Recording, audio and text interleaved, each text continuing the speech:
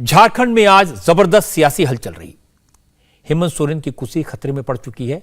वो कितने घंटे और झारखंड के मुख्यमंत्री रहेंगे, अब ये झारखंड के गवर्नर रमेश बैस पर निर्भर है, क्योंकि चुनाव आयोग में शिकायत की गई थी कि मुख्यमंत्री रहते हुए हेमंत सोरेन ने अपने आप को माइनिंग का ठेका अलॉट कर दिया था। ऑफिस ऑफ प्रॉफिट के कानून के मुताबिक अपने पद का लाभ उठाकर कमाई करने से विधानसभा की मेंबरशिप जा सकती है। इसी शिकायत की जांच के बाद इलेक्शन कमीशन ने राज्यपाल को हेमंत सोरेन की असेंबली की मेंबरशिप खत्म करने की सिफारिश भेज दी है। अब राज्यपाल लीगल एक्सपर्ट्स की राय लेने के बाद हेमंत सोरेन के भविष्य पर फैसला करेंगे। बीजेपी की शिकायत पर गवर्नर ने चुनाव आयोग से सलाह मांगी थी। आज इलेक्शन कमीशन ने अपनी सिफारिश झारखंड के राज्यपाल रमेश बैस को भेज दी है। रमेश बैस दिल्ली में थे, आज ही दोपहर में रांची पहुंचे, लेकिन उन्होंने इस मुद्दे पर कुछ भी बोलने से इनकार कर दिया।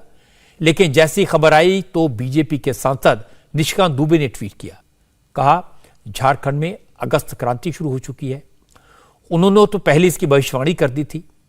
निशिकांत दुबे ने दावा किया कि बहुत जल्द हेमंत सोरेन की सरकार गिर जाएगी।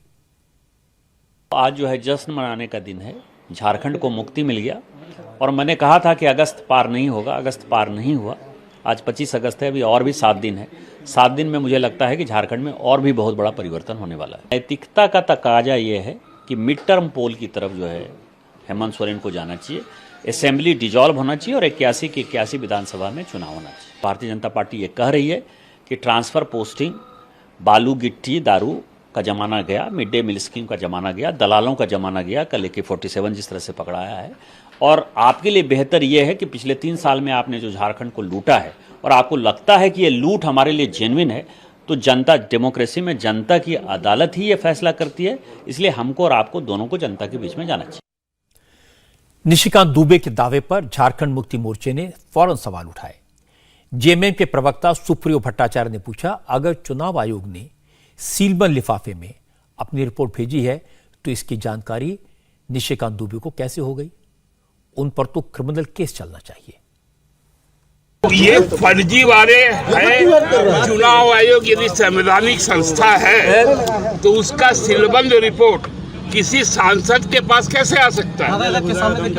ये बहुत आपत्तिजनक है और हम लोग इसका कंडेम करते हैं। क्या चुनाव आयोग की संवैधानिकता आज खतरे में है? चुनाव आयोग को इस पे निर्णय लेना चाहिए और इस पर आपराधिक मुकदमा दर्ज होना चाहिए। यदि संवैधानिक संस्था की जो प्राथमिकता है उसका यदि खुलेआम प्रदर्शन होता है तो उस पर हम लोगों को आपत्ति है और ऐसे लोगों पर आपराधिक मुकदमा दर्ज हो। इस पूरे मामले की बैकग्राउंड समझ लेते हैं। हेमंत सोरेन ने मुख्यमंत्री रहते हुए झारखंड में खदान से पत्थर निकालने का ठेका ले लिया। रांची के अंगारा ब्लॉक में एक खदान का पट्टा अपने नाम अलॉट करवाया। रिप्रेजेंटेटिव ऑफ पीपल्स एक्ट इसकी इजाजत नहीं देता, इसलिए हेमंत सोरेन की असेंबली की मेंबरशिप जाना तय है। हो सकता है इलेक्शन कमीशन की सिफारिश पर उनके चुनाव लड़ने पर भी कुछ सालों के लिए पाबंदी लग जाए। अब फैसला गवर्नर को करना है। हेमंत सोरेन भी मामले की गंभीरता को समझ रहे हैं, लेकिन उन्होंने सीधे तौर पर कोई बयान देने के बजाय इशारों इशारों में बात की। हेमंत सोरेन ने ट्विटर पर कुछ तस्वीरें और वीडियो शेयर किए। यह दिखाया कि लोग उनकी सरकार से कितने खुश हैं, उन पर गुलाल बरसा रहे हैं, मिठाई खिला रहे हैं। हेमंत सोरेन ने बीजेपी का नाम लिए बगैर लिखा कि संवैधानिक संस्थाओं को खरीद लोगे, मगर जनता का सपोर्ट कैसे हासिल करोगे? हेमंत सोरेन ने अपनी पार्टी के विधायकों की मीटिंग भी बुलाई, लेकिन चूंकि गवर्नर का कोई आदेश नहीं आया, इसलिए मीटिंग में कोई फैसला नहीं हुआ। कांग्रेस के विधायकों की भी आज मीटिंग हुई। कांग्रेस के नेताओं का दावा है कि जो भी होगा देखा जाएगा। कांग्रेस हेमंत सोरेन के साथ थी, हेमंत सोरेन के साथ ही रहेगी। झारखंड कांग्रेस के प्रभारी अविनाश पांडे ने कहा कि झारखंड में सरकार गिराने की कोशिश तो लंबे समय से चल रही है, लेकिन यह कामयाब नहीं होगी। चुनाव आयोग का जो भी निर्णय होगा हम उसका स्वागत करेंगे। हालांकि ये भी बात उसी से छुपी नहीं है कि जिस दिन से झारखंड में महागठबंधन की सरकार बनी है, उस दिन से भारतीय जनता पार्टी हर प्रकार के तिकड़म और हथकंडे अपनाकर वहां की सरकार को कमजोर करने में और विस्थापित करने का सतत प्रयत्न कर रही है। चाहे वो संवैधानिक संस्थाओं का दुरुपयोग क्यों न हो, ईडी, सीबीआई, अन्य सभी संस्थाएं जो भी संवैधानिक हैं, उसके माध्यम से एक जैसी परेशानियों खड़ी कर वहां के जितने भी विकासात्मक कार्यक्रम हैं उसमें अड़चने ला रही है।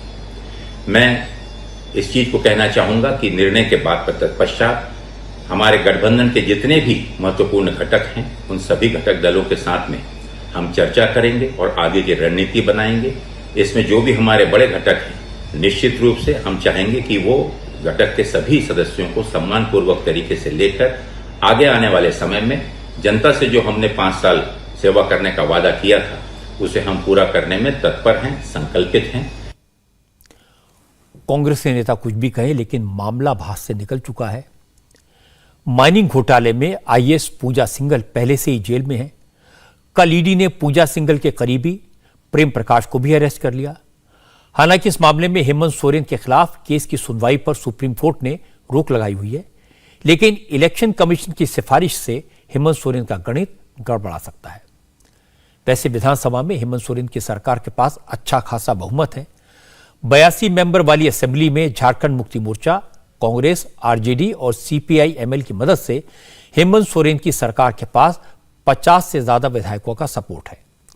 लेकिन अगर हेमंत सोरेन की विधानसभा की मेंबरशिप चली जाती है तो उनके लिए मुख्यमंत्री बने रहना मुश्किल हो जाएगा। बीजेपी भी जानती है कि सरकार का गिरना मुश्किल है। चर्चा यह है कि हेमंत सोरेन वही करेंगे जो बिहार में एक जमाने में लालू यादव ने किया था। वो भी अपनी वाइफ कल्पना सोरेन को चीफ मिनिस्टर बना सकते हैं। नहीं, बीजेपी तो अब आज से आंदोलन में चली गई। भ्रष्टाचार के आधार पर आपकी सदस्यता चली गई तो हमारे कार्यकर्ता तो अब जगह जगह जाएंगे कैंपेन करने के लिए। हम तो जनता के बीच में जाएंगे ना। जब भी चुनाव होगा हम चुनाव की तैयारी कर रहे हैं, लेकिन उनके पास तो विकल्प, मैंने कहा ना, विकल्प तो उनके पास, कल्पना सोरेन तो बहुत बड़ी विकल्प है। वो उनके पास प्रेम प्रकाश जो AK-47 के साथ पकड़ाया है वो भी विकल्प है उनके पास। तो वो जिस भी विकल्प के साथ जाना है, और कांग्रेस जैसी पार्टी उनको समर्थन दे रही है क्योंकि उसके यहां तो उपनेता बलात्कारी है और भी कई एक लोग जो है भ्रष्टाचारी है। तो भ्रष्टाचार की गंगोत्री, बलात्कारियों की गंगोत्री जो है, जब कोई पार्टी होती है तो जिसको समर्थन देना है समर्थन दे, जिसको मुख्यमंत्री बनाना है बनाए। भारतीय जनता पार्टी चुनाव में जाना चाहती है।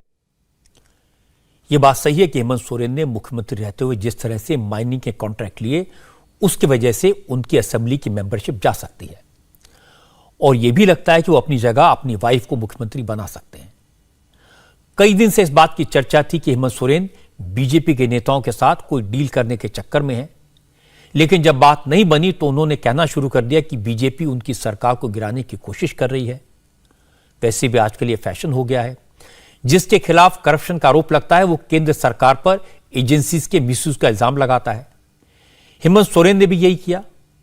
उन्होंने तो इलेक्शन कमीशन के बेजा इस्तेमाल का आरोप लगा दिया। वो भी कह रहे हैं कि उनकी सरकार गिराने के लिए केसेस बनाए गए हैं। इंडिया टीवी हर वक्त हर जगह डाउनलोड करने के लिए सर्च करें India TV news Google play store या ऐप स्टोर पर।